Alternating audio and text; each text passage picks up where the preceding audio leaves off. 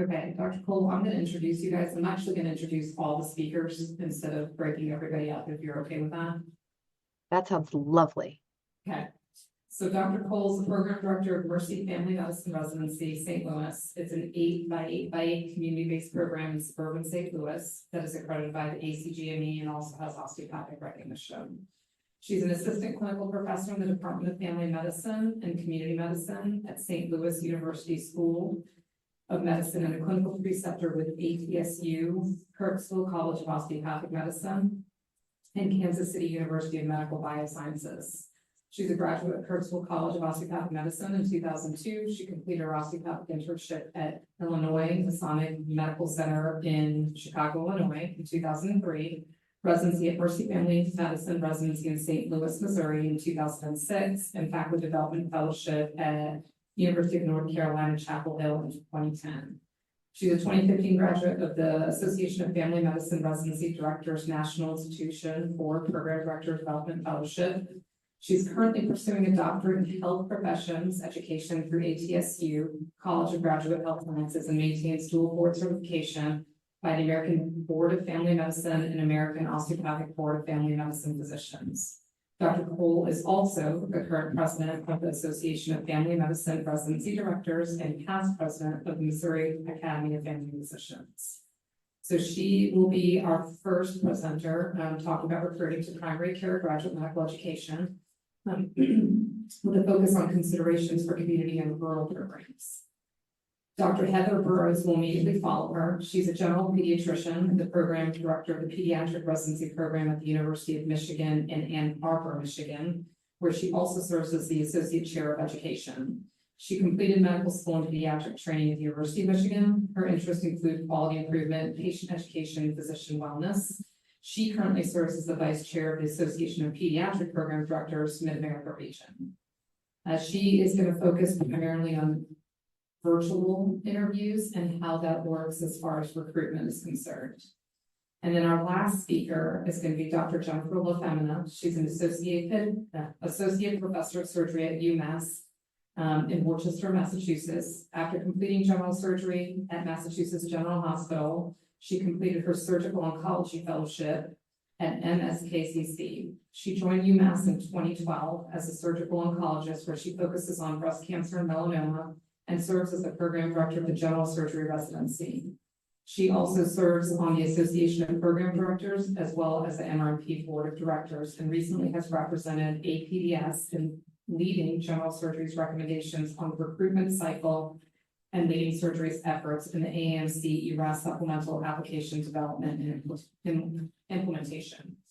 And so the focus of all three of these speakers is to kind of broaden our understanding and information of the recruiting platform that exists today. We all know, particularly for those program directors that have been in existence for a while, recruitment has definitely changed with additional layers. We're also trying to move away from being so stringent as far as using very specific criteria to determine who's going to be the best applicant for our program. There's traditionally been a very large, heavy weight on scores. And so we are trying to move a little bit away from that to make sure that we have the right applicant for the right program at the right time. And so all of these speakers are going to delve into what we consider to be best practices of recruitment, which we believe will directly impact retention and the satisfaction of both the program as well as the individual. We will go from one slide deck to the other. We are asking that, and feel free to ask questions in the chat, but we're asking to hold questions until the end, and then we're going to have about 30 minutes for question and answers that we hope is probably going to generate some solid conversation. And without further ado, I am going to let Dr. Cole begin her presentation. Well, thank you, Dr. Summit, and thank you for the opportunity to be here. I'm actually quite impressed with the robustness of the topics that you and the chairs for this session have put together. So I hope that everybody walks away feeling a little bit more confident in the current landscape of recruiting to residency today. So my focus is speaking specifically about primary care specialty training, particularly some nuanced considerations for community and rural programs. I think my primary disclosure to relay today is that the content of this session is really my own work and my own opinion. Anything that I say does not necessarily reflect an official statement or position of the Association of Family Medicine Residency Directors. And so these are our learning objectives today, really twofold over the next 14 to 15 minutes. Number one, really understanding what drives residency applicants to select primary care specialty training and what really causes them to seek out that training in a rural or in a community setting. And then how can we apply best practices for recruitment of residency applicants to our community-based or our rural-based programs?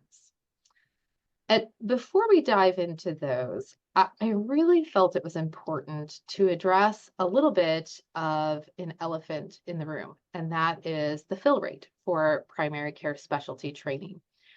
So most of us have seen some visual aids like this one, which demonstrate that primary care specialties can have some of the lower fill rates that participate, or of all the specialties that participate in ARIS. So this looks at data from 2024.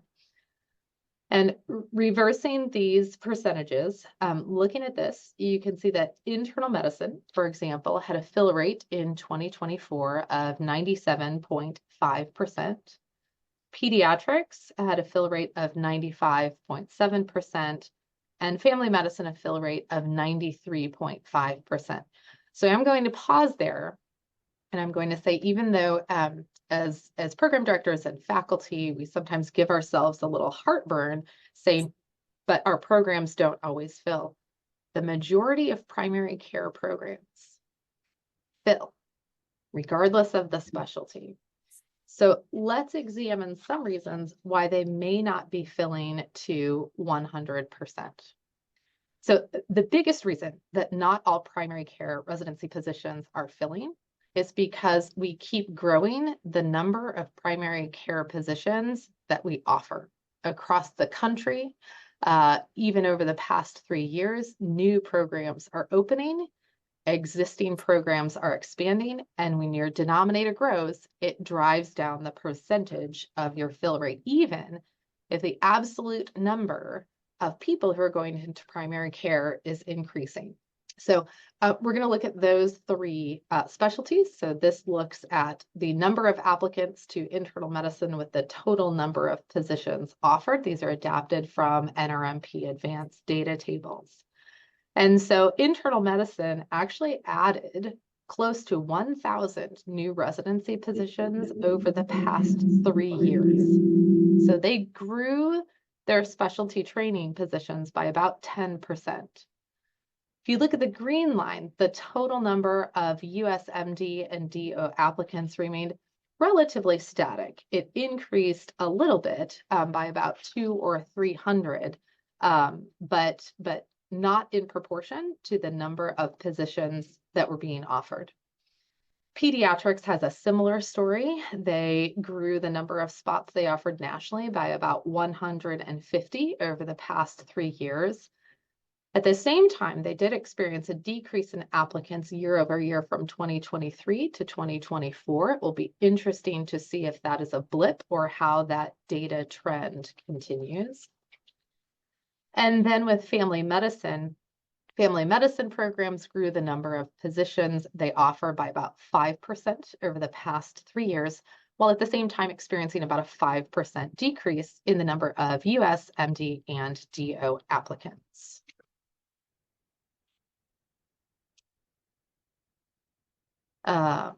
Looking at who else is in the applicant pool. So thus far, we have looked at USMD and DO graduates. There's a third group to consider, and that is international medical graduates, both US citizen and non-US citizen.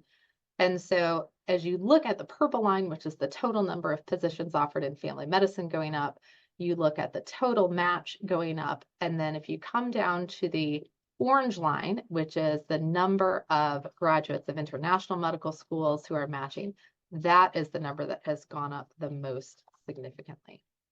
The bottom line, growth in number of physicians plus decline in applicants, more positions may be going unfilled.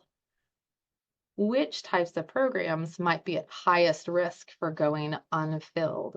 So looking specifically at primary care residencies, the two things that seem to jump out over the past 10 years in terms of who is most likely to participate in the SOAP process and perhaps not have filled is nearly half of those programs were based in community health centers. So residencies where their continuity clinic is in an FQHC or an FQHC lookalike seems to comprise the highest proportion of residencies that may not fill. The other half were a smattering of community-based clinics or hospital-affiliated or based clinics. And then the greater proportion of geographic settings was either rural, underserved, or both in terms of programs that may not fill. So let's look at key drivers of why that might be. The first one is, when do medical students select primary care in their educational journey? And this is data from Family Medicine, from the American Board of Family Medicine in Training Exam Survey. And interestingly, the number one time that medical students are most likely to commit to family medicine as a specialty is during their third year core clerkship. The second most common time they reported committing to family medicine was after their core clerkship experience, but before applying to the match. So there's this sort of lasting impression that that core clerkship has with them as they enter into ARIS season. And then the third most common time a medical student stated, or a family medicine resident stated they committed to family medicine as a specialty was even before they went to medical school. So you have a subset who went to medical school in order to go into primary care. The second key driver to consider for community and rural-based programs is the demographic and motivational factors that play a role in where primary care applicants want to go for training.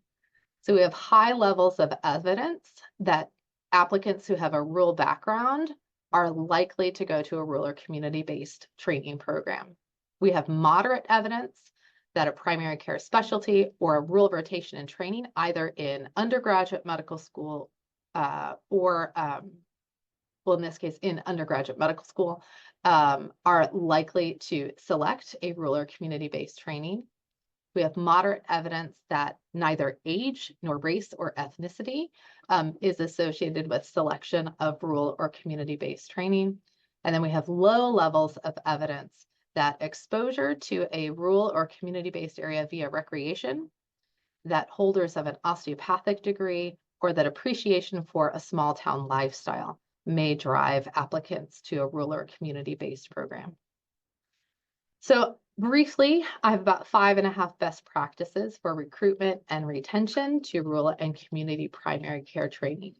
Because of that core clerkship experience being such a key driver, the first best practice is to engage early and often with medical schools. Don't just host electives for MS4s or OMS4s. Really consider hosting core clerkships in your primary care specialty. Consider hosting externships from your state AFP or Society of ACOFP. Even better, create a pathway to primary care program for college or for high school students so that you get to that third group that even before they go to medical school, they know they want to go into primary care. The second best practice is create your brand. Brand your program, do it based on what your current residents say. Not every program can possibly meet every preference for every single applicant. And if you try to say that you do, that brings with inauthenticity. So define your strengths and then highlight those. Typically for rural or community-based programs, that would include the opportunity for procedural hands-on training and close ties to the community. Once you have developed that brand, then create a marketing strategy. If you have a marketing background, Great. Go ahead and do that on your own. Most of us do not have a marketing background, in which case, if you have a marketing team available to you through your institution, I recommend using it.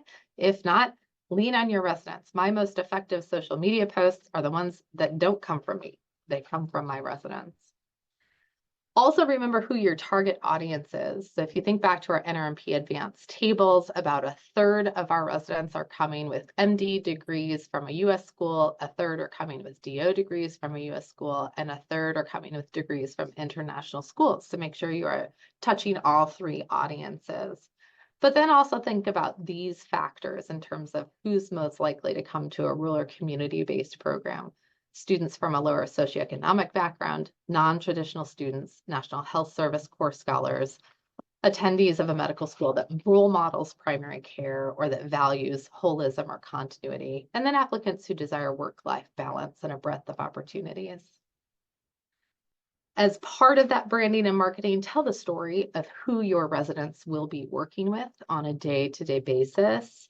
And what their story arc will be. How will they interact with the community while they are in training? More and more, it's not just about the curriculum for our applicants. They really want to know what resources they will have for success through mentoring programs. So being able to answer which faculty have similar lived experiences or professional goals as your residency applicants, and explaining how they will interact with those faculty during residency training can really go a long way towards getting an applicant to your program. And then last but not least, don't make the application and interview process overly cumbersome. Carefully consider which interview format you might want. There's an internal medicine study that says that internal medicine residents have more confidence in the information they obtain about a program during live interviews than about virtual. So if you are offering virtual or hybrid interviews, make sure you are giving equal opportunities for transparent access to information. And then consider hosting an open house via the college tour model that is completely uncoupled from interviewing or from ranking lists, so that applicants who have interviewed virtually may still be able to spend a little boots on the ground time with your program. And so I'll be ready to turn it over to our next speaker, but really just an acknowledgement that recruiting to a community-based or rural primary care program can present unique challenges that may affect fill rate, but by implementing best practices, it is possible to effectively attract and retain talented resident physicians.